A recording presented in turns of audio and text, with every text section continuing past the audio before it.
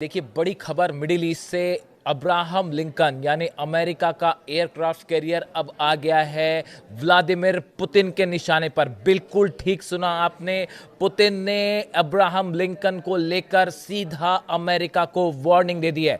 देखिए, पिछले 24 घंटे में इस तरह की खबरें आई कि अमेरिका ने अपनी जंग की तैयारी पूरी कर ली है ईरान के खिलाफ। जो एयरक्राफ्ट कैरियर है वो पहुंच चुका है, ओमान की खाड़ी में है, फारस की खाड़ी के करीब, ईरान के बिल्कुल करीब। और जितने फाइटर जेट्स हैं जॉर्डन में, कतर में, कुवैत में, वो सब अपनी लोकेशन पर पहुंच चुके हैं और किसी भी पल अमेरिका हमला कर सकता है। इस तरह की खबरें आने लगी। इसी बीच पुतिन की तरफ से एक बयान आया, रूस के विदेश मंत्री की तरफ से बयान आया और उन्होंने पुतिन का संदेश अमेरिका तक पहुंचा दिया। और वो क्या है संदेश, क्या बड़ी बातें कही पुतिन ने? देखिए, पहली बात तो यह बताई गई कि अब्राहम लिंकन के पहुंचने से पुतिन सख्त नाराज हैं, बेहद नाराज हैं। और उन्होंने डोनाल्ड ट्रंप तक ये बात साफ साफ पहुंचा दी है कि देखिए, अगर आप हमला करते हैं, पहला जो संदेश उनका कि आप ईरान को अकेला मत समझिए। भले आपने ईरान को घेर लिया हो, आपने एयरक्राफ्ट कैरियर भेज दिया, तमाम F-35 जेट्स पहुंच चुके हैं, सबमरीन पहुंच चुकी हैं, शिप्स पहुंच चुके हैं, लेकिन ईरान को अकेला समझने की गलती मत कीजिएगा। रूस मजबूती के साथ ईरान के साथ खड़ा है। यह पहला संदेश पुतिन ने दिया है डोनाल्ड ट्रंप को, और सीधा संदेश दिया।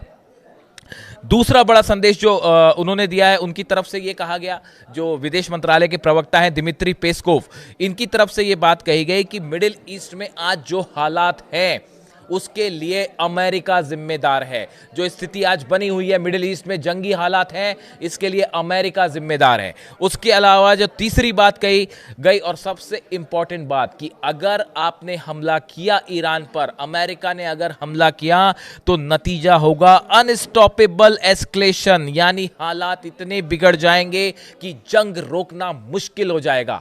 इस अनस्टॉपेबल एस्केलेशन का क्या मतलब है? मतलब यह है कि इतनी ज्यादा जंग बढ़ जाएगी कि वो फिर कंट्रोल नहीं हो पाएगी। इसका मतलब यही है कि अगर आपने ईरान पर हमला किया तो रूस इस बार ईरान की मदद के लिए जंग में कूद पड़ेगा। ये संदेश जो है, इस तरह का संदेश पुतिन की तरफ से दे दिया गया है अमेरिका को, डोनाल्ड ट्रंप को। देखिए, कल शाम के जो करीब 5-6 घंटे थे, उसमें अचानक इस तरह से खबरें चल पड़ी कि बस अब स्ट्राइक हुई, तब स्ट्राइक हुई, ईरान पर अब हमला हुआ, तब हमला हुआ। इसी बीच आप टाइमिंग देखिए, इसी बीच पुतिन का संदेश आ गया और उन्होंने कहा एक बार सोच लीजिए हमला करने के पहले कि आप शुरुआत तो कर देंगे, लेकिन उसके बाद जो मिडिल ईस्ट में आग लगेगी आप उसको बुझा नहीं पाएंगे। अगर आप सोचते हैं कि सिर्फ पिछली बार की तरह ईरान पर हमला करेंगे और आपके फ्लाइट्स निकल जाएंगी वापस, फाइटर जेट्स, और जंग वहीं के वहीं खत्म हो जाएगी, तो ऐसा नहीं है। एक लंबी जंग छिड़ेगी और हालात इतने बिगड़ जाएंगे कि पूरा मिडिल ईस्ट जलने लगेगा।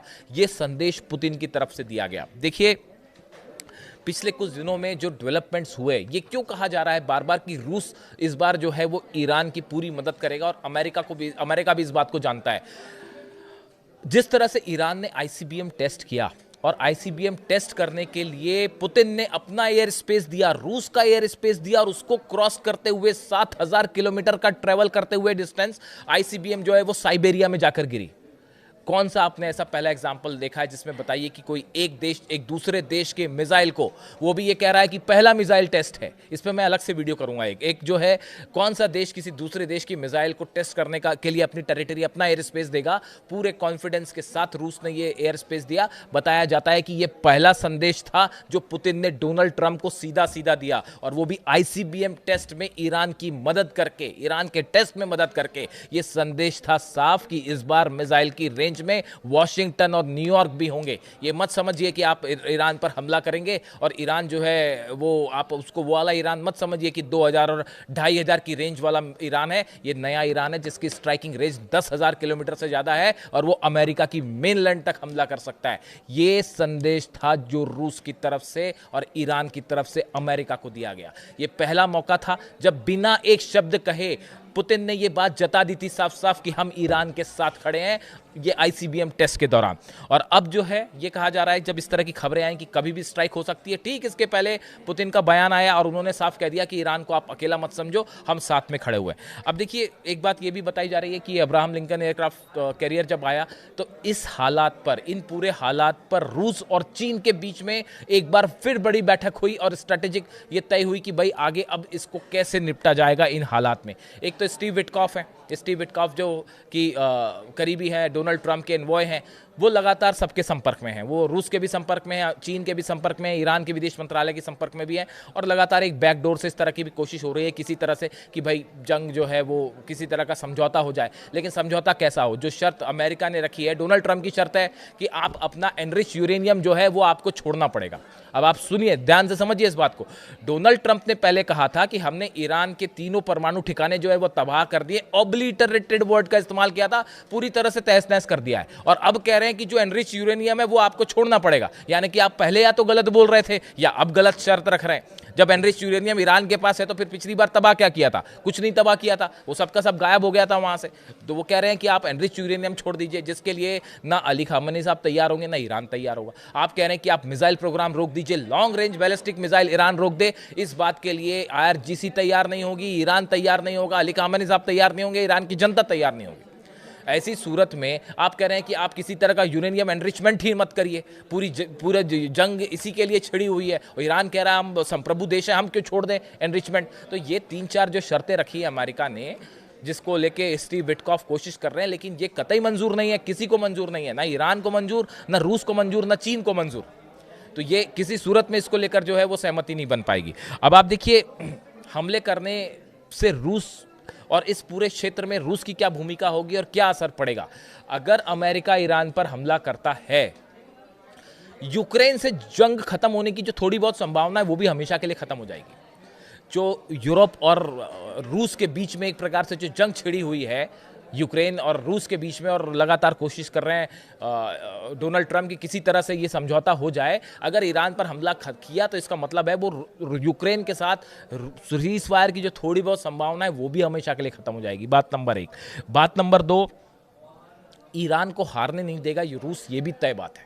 अगर ऐसी हालत पहली बात तो कभी होएगी नहीं, क्योंकि ईरान ने इस बार इतनी ज़बरदस्त तैयारी करी है, हर एक कदम पर आगे है। उस पर हम अलग से फिर कभी चर्चा कर लेंगे। लेकिन अगर आप शॉर्ट में ही सुनना चाहें तो ये अब्राहम लिंकन को लेकर 4 स्तर की, 4 लेवल की तैयारी जो है, 4 फोल्ड तैयारी बताई जा रही है ईरान की।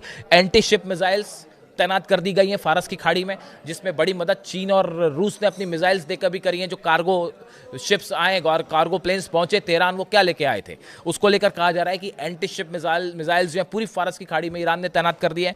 उसके पीछे जो है जितनी सबमरीन्स हैं, फतेह सीरीज़ की और गदीर सीरीज़ की, वो सबमरीन सब फारस की खाड़ी के लिए निकल गई हैं और बहुत ही कम डिस्टेंस पर खड़ी हैं एयरक्राफ्ट कैरियर के सामने। इसके अलावा फतेह 2 100 से ज़्यादा, मैं बता चुका हूं आपको, 100 से ज़्यादा फतेह 2 मिसाइल्स जो हैं उसका निशाना ही सिर्फ अब्राहम लिंकन है।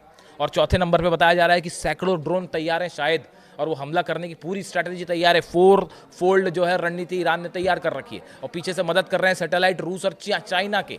और इतना ही नहीं, इंटरनेट सर्विस भी प्रोवाइड कर रहे हैं, वो उसमें भी अलग मदद कर रहे हैं। यानी इतना आसान नहीं है जैमिंग करना भी अमेरिका के लिए, जैसा वेनेजुएला में हो गया था। उसके बाद आप ये देखिए कि अगला जो बड़ा पॉइंट है कि अगर जंग हुई और रूस मदद करता है तो जंग लंबी चलेगी।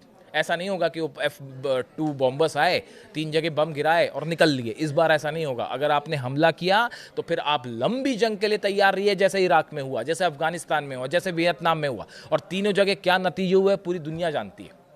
तो रूस का इन्वॉल्वमेंट मतलब लंबी जंग देखिए चल रहा है यूक्रेन के साथ अब भी, और उलझे हुए हैं वहाँ सबके सब। वैसे अमेरिका भी उलझ जाएगा एक और जंग में।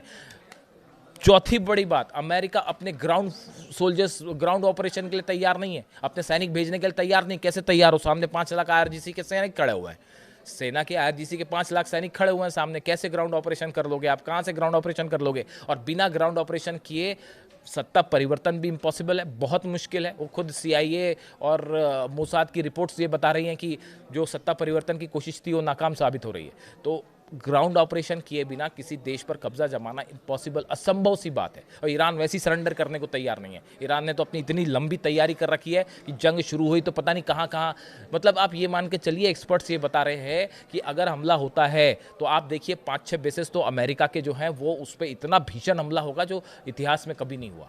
और रोकना मुश्किल हो जाएगा मिसाइल्स को। तो आप ये देखिए अलग। इसके अलावा डोनाल्ड ट्रंप के कुछ करीबी जो एडवाइजर्स हैं उन्होंने ये भी सलाह दी है कि आप फुल फ्लेजेड वॉर मत करिए, ईरान के कमांडर्स को निशाना बनाइए, जैसा पिछली बार इजराइल ने किया था। इस बार उसके लिए ईरान तैयार है, बार बार एक जैसी गलती नहीं होती, तो ईरान उसके लिए भी तैयार है कि अपने कमांडर्स को कैसे बचाना है, और अगर किसी कोई कमांडर शहीद भी होता है तो उसके बदले कौन टेक ओवर करेगा वो नाम भी अभी से तय कर दिए गए, यानी उससे जंग पे कोई फर्क नहीं पड़ने वाला, उसकी भी तैयारी हो चुकी है। और देखिए सबसे अहम बात कि इन पूरे हालात के बीच में ईरान ने अमेरिका के हर धमकी का जवाब एक कदम आगे बढ़ के दिया है। अपनी सेना के स्तर पर जवाब दिया, मिसाइल्स के स्तर पर जवाब दिया है, डिफेंस सिस्टम के स्तर पर जवाब दिया है, आईसीबीएम के स्तर पर जवाब दिया है, यानी एक कदम अमेरिका से ज़्यादा एग्रेसिव रहा है ईरान, जिसके चलते ये संभावना अगर अमेरिका हमला करता है, और ऐसे में रूस और पुतिन का जो संदेश है कि ईरान को आप अकेला मत समझिए, ये डोनाल्ड ट्रंप को सीधा सीधा संदेश है कि अगर आप वेनेजुएला समझने की गलती मत करिए, और अगर आपने यहाँ ऑपरेशन किया तो एक लंबी जंग होगी जिसमें पूरा मिडिल ईस्ट झुलसेगा। ऐसा नहीं है कि सिर्फ ईरान झुलसेगा, उसकी आँच सऊदी अरब तक भी जाएगी, कतर तक भी जाएगी, बहरीन तक जाएगी, कुवैत तक जाएगी, इराक तक जाएगी, सीरिया तक जाएगी। और इसराइल का जो होगा, हम तो इसराइल की बात ही नहीं कर रहे, अभी जंग जो है वो ईरान और अमेरिका के बीच चल रही है। इसराइल तो अभी पीछे छूट चुका है, वो तो 2000 किलोमीटर वाली मिसाइल संभाल लेती है, यहाँ बात अब 10-10 और 7 और 10,000 वाली रेंज की बातें हो रही हैं। तो इसराइल अभी उसको आप छोड़ दीजिए, वो तो जो होगा सो होगा, वो तो उसको बड़ी कीमत चुकानी ही पड़ेगी। तो इसीलिए व्लादिमीर पुतिन का ये संदेश साफ है कि अमेरिका को कि आप हमला करना है अगर तो 10 बार सोच लीजिए, क्योंकि ईरान अकेला नहीं है, और ये बड़ा संदेश है। इससे जुड़ा जो भी अपडेट होगा आप तक पहुँचाऊँगा। Thank you so much.